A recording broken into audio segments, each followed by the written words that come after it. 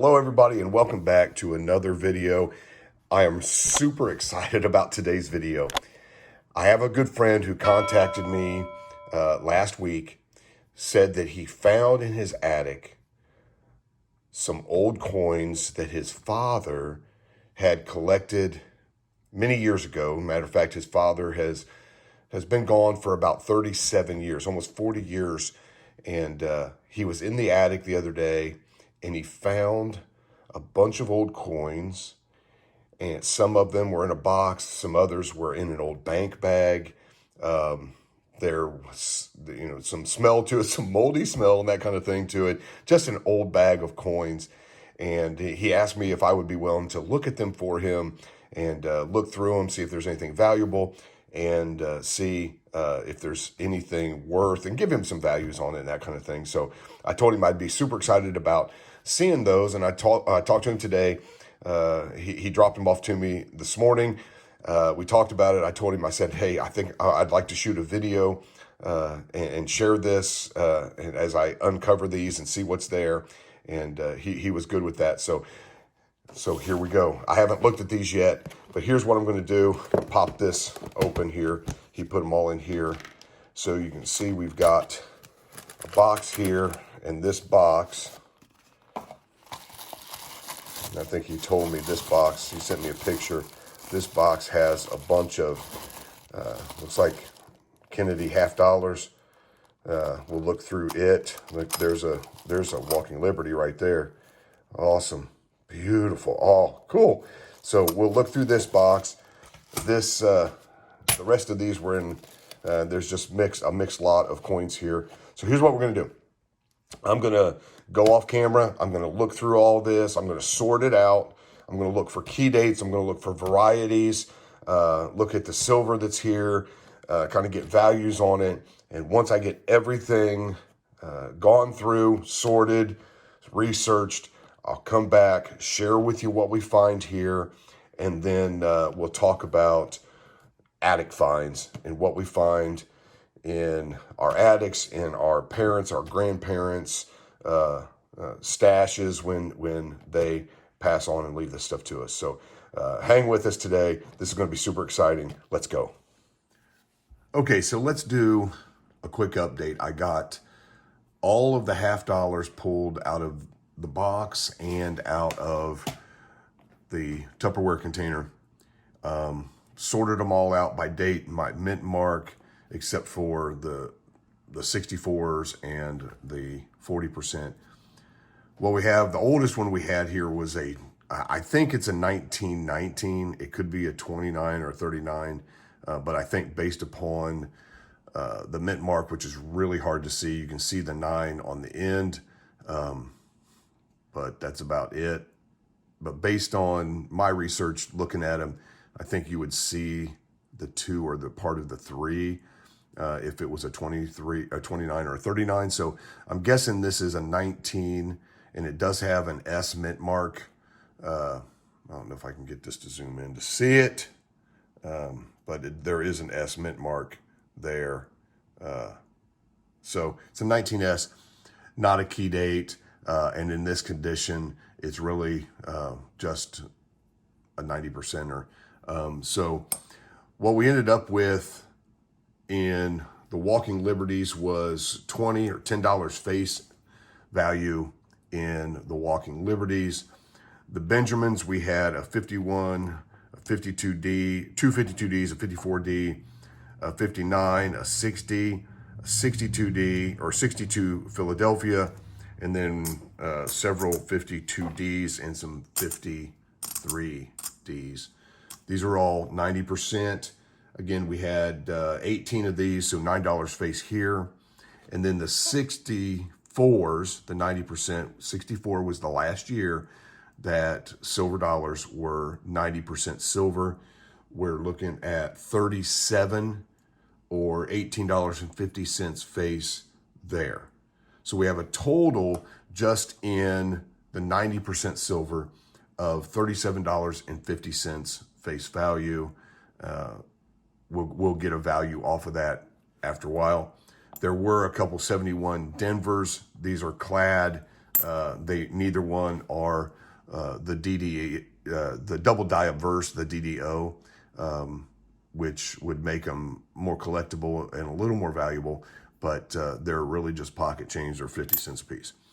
40% silver beginning in 65 through 70.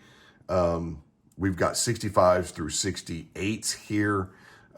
We have $3 face in the 65s, $4.50 face in the 66. We've got $10 face, 20 coins in the 67, 22 in the 68, or $11 face, and then 15, $7.50 face on the 1969s, for a total of $36 face value in the 40% silver. So I've got all that written down. I'm going to put all this together, but move it out of the way and get through the miscellaneous change here, and then we'll come back. Well, we've got everything sorted out. Unfortunately, in the mixed bag, we really didn't have anything. There were about 6 wheat pennies, a bunch of old copper pennies, everything in the dimes, the quarter, and of course these 2 halves are just clad. So this is all really just face value. The nickels, if I were hunting a box of nickels, I would have pulled out the 41, 47, the 53, and the 59 here, just because I keep those in rolls. I did check the 43 and the 47 and the 53 for the Henning fake. It's or counterfeit. It's not, neither one of those are that. The only other thing that I can say about these is some of them are in really good shape for, being 40, 50-year-old coins, seeing as how they haven't been in circulation. And most of what you see today is in heavily circulated condition, very raw, very smoothed out. They're worn, they're circulated. These aren't. Unfortunately, again, these are mostly just, there's a little value in the pennies. There's about 3 cents worth of copper in every penny. So again, if I were hunting pennies and these were mine, I would just throw them in my copper penny jar that I hoard my copper in. But other than that, there's no real value here. And that's typical of a lot of old collections. You'll find a lot of things that really just don't have any value. Now, that being said, we do have quite a bit of value in the silver half dollars. We have here $37.50 face value in 90% silver.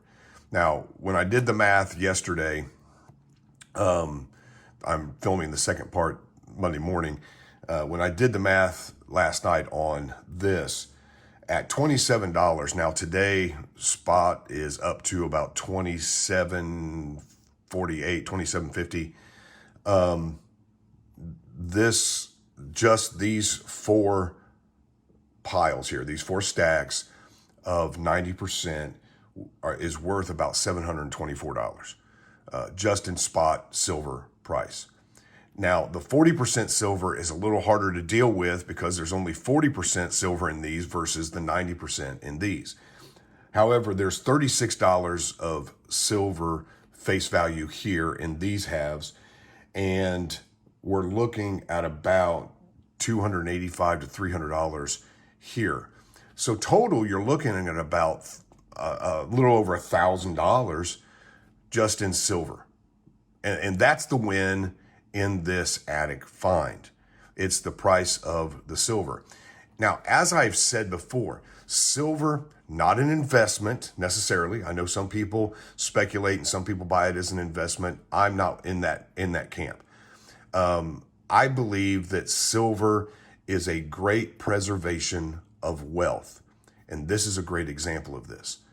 In 1964, this half dollar here, which today is worth about $10, the silver will buy as much or more today as this 50 cents would have bought in 1964, 60 years ago, right? I was talking to a friend at church yesterday, And he was telling me about his father, who, when he was young, would go to work at a plant in Louisiana, and he would go to lunch every day, and for a silver quarter, he could buy a bowl of soup, a bowl of stew, or a bowl of beans. And so every day, that's what he ate: soup, stew, or beans, and it cost him a silver quarter. Now, that was in the 1930s. Today, a silver quarter, just like this one, although this isn't silver, it's clad, a silver quarter, a 64 or earlier silver quarter, is worth around $5 in silver. And if you went to buy a bowl of soup or stew or beans, it would probably cost you about $5. And so what we see is that silver has kept up with inflation. And so to me, silver is a preservation of wealth.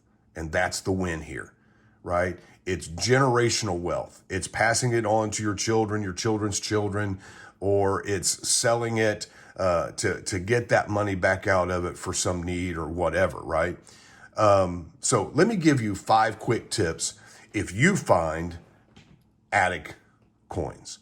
If you find coins that were stashed away, coins that were left to you by your father or grandfather or that kind of thing, what should you or shouldn't you not do? Well, number one, don't take them to the bank, all right? If you take this 90% silver $50 to the bank is going to give you 50 cents for it. They're not going to give you $10 for it, okay? And so I know some people, and I've done it. I've gone to the bank and bought for face value silver coins that are worth much more in the price of silver than face value. Number 2, do not take them to a pawn shop. Pawn shops are not good places to do numismatic or precious metal business. Another YouTuber put out a video last week where he took some silver rounds and some silver eagles. Now, a silver eagle today is selling for $4 or so over spot. So we're looking at $31, $32 for a silver eagle. He took him to a pawn shop. The pawn shop wanted to give him $24. I mean, $2.50, $3 back of spot for his silver eagle. So stay away from pawn shops. Number 3, don't expect to get retail from your finds. In fact, don't even expect to get spot or gray sheet from your finds. Most dealers are paying back of spot for silver, especially 90 and especially 40% silver. And most numismatic dealers are going to pay back of spot, back of wholesale, back of gray sheet for numismatic collectible coins. Why? Well, because nobody's paying retail. Dealers may price it, some dealers may price it at retail, but they're not selling it at retail. And most dealers aren't even pricing it at retail. It's priced somewhere between wholesale and retail, somewhere between gray sheet and CPG cost, right? So they're paying 10 to 20% back of wholesale so that they can then list it for just over wholesale, but under retail, so they can make maybe 10 to 15% on it. They're not getting rich off of one coin or even a collection of coins. I know dealers who have paid thousands of dollars for a collection of coins, and when they sold them, they only ended up netting a couple $100. So they're not getting rich off this. And a lot of people think they find something, a coin that's valuable, that they're going to get rich off of it. Not going to happen. So what do you do? Number 2 things. Number 4, number 1 of number 2. Do take it to a dealer or a knowledgeable collector, someone who knows about this stuff. Somebody who is a collector or a stacker. Take it to a local coin shop if you have one in your area, and preferably, tip number 5 or number 2 of the do's, get multiple appraisals if you can. Don't just stick with the one. Try to get multiple appraisals on what you're trying to sell, and then take the highest offer that you find acceptable. And so those are my tips for dealing with this. So I appreciate y'all joining me for this really cool video. I'm really stoked about this hunt. I'm excited about the silver that's here. I'm going to package this all back up, and some of it I'm going to put together in some tubes and stuff just to keep it a little nicer for my friend. And I'm going to give this back to him and see what he wants to do. Maybe I'll end up buying some of this. Who knows? But if you like this kind of video, if you enjoyed this, give us a like, hit that thumbs up button. Please subscribe to our channel. Help us continue to build this channel. Share it with others so that they can see these and they can see these tips and they can be better informed when it comes to finding precious metals and collectible coins. We'll see you again real soon. I hope you all have a great week. Take care.